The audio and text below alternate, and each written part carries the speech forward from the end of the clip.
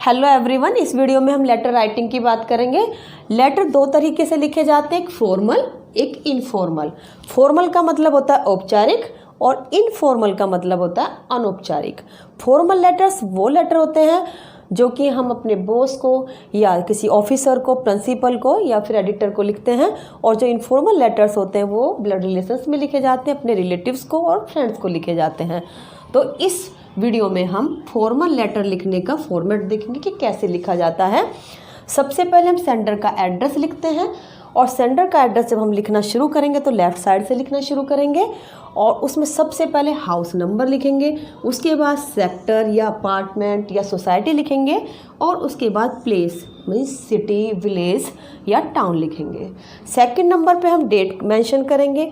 Date लिखने के लिए ये दो इफ़ेक्टिव तरीके हैं, जैसे मैंने आपको बताया है कि सबसे पहले हम डेट लिखेंगे, फिर मंथ का नेम और फिर ईयर लिखेंगे, या फिर पहले मंथ उसके बाद डेट और उसके बाद ईयर। और इन दोनों को सेपरेट करने के लिए, क्योंकि नंबर्स हैं, कोमा लगाना बहुत ज़रूरी है।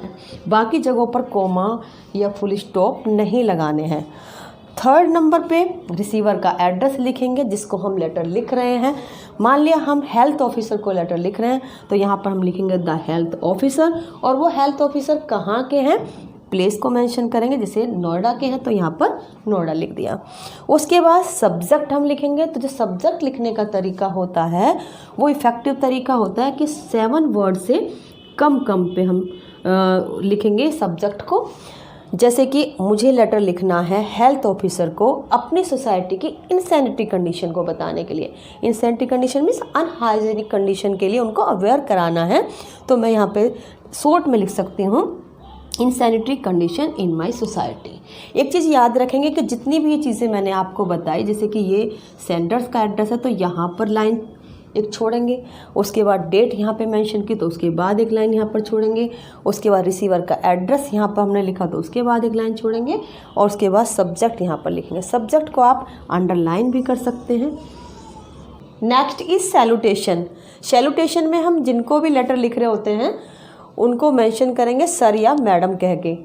या तो हम डियर सर, डियर मैडम लिख सकते हैं या डियर मैम लिख सकते हैं, या फिर सर और मैडम भी लिख सकते हैं अगर हम किसी को नहीं जानते हैं बिल्कुल भी, या फिर डियर मिस्टर रोहित ऐसे लिख सकते हैं अगर हम कोई हमारे परिचित हैं जिनको हम लेटर लिख रहे हैं।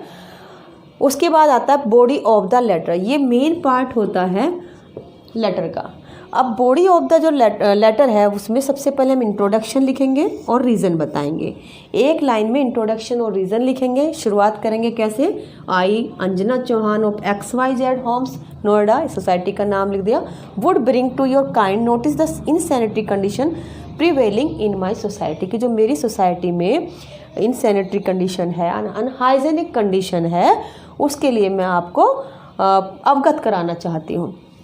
इसके बाद होगा मेन इश्यू। मेन इश्यू जो होगा वो डिटेल में लिखेंगे।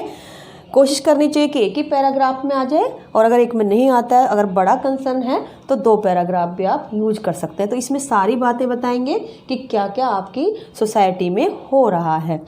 Next is suggestion and request. जो लास्ट पैराग्राफ होगा छोटा सा, उसमें हम सजेशन देंगे और रिक्वेस्ट करेंगे। रिक्वेस्ट के लिए हम पोलाइट वर्ड्स भी यूज कर सकते हैं।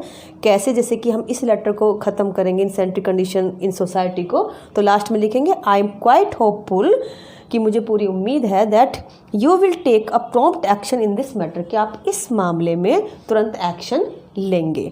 अब लेटर की बॉडी के बाद हम थैंकिंग भी लिखेंगे। थैंकिंग यू, थैंक यू आप लिख भी सकते हैं, नहीं भी लिख सकते हैं। उसके तुरंत बाद सब्सक्रिप्शंस मेंशन करेंगे। सब्सक्रिप्शंस मीन्स योर्स फेथफुली लिखेंगे या योर्स सिंसियरली लिखेंगे या योर्स ऑबिडेंटली लिखेंगे। फेथफुली हम उन लोगों के लिए लिखते हैं जिनको हम नहीं जानते हैं। सिंसियरली अगर हम किसी ऐसे आदमी को लेटर लिख रहे हैं जिसको हम जानते हैं तो उसके लिए हम सिंसियरली लिखेंगे, योर्स सिंसियरली। और स्टूडेंट्स अपने प्रिंसिपल को या टीचर्स को लिखने के लिए ऑबिडेंटली लिखते हैं। उसके बाद यहाँ पर एक लाइन छोड़ेंगे साइन के लिए।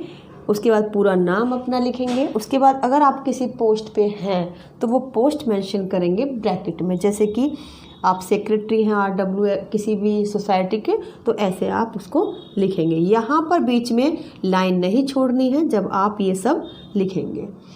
अब मैं आपको एक चीज़ और बता दूं कि लेटर राइटिंग में कॉन्ट्रैक्शन का यूज़ नहीं करते हैं, जैसे कि डिडंट नहीं लिखेंगे,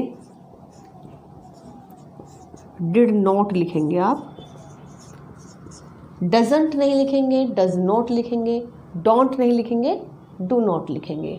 आई होप कि आपको ये सब चीज़ें क्लियर हो गई होंगी। See you in the next video, till then have a nice time.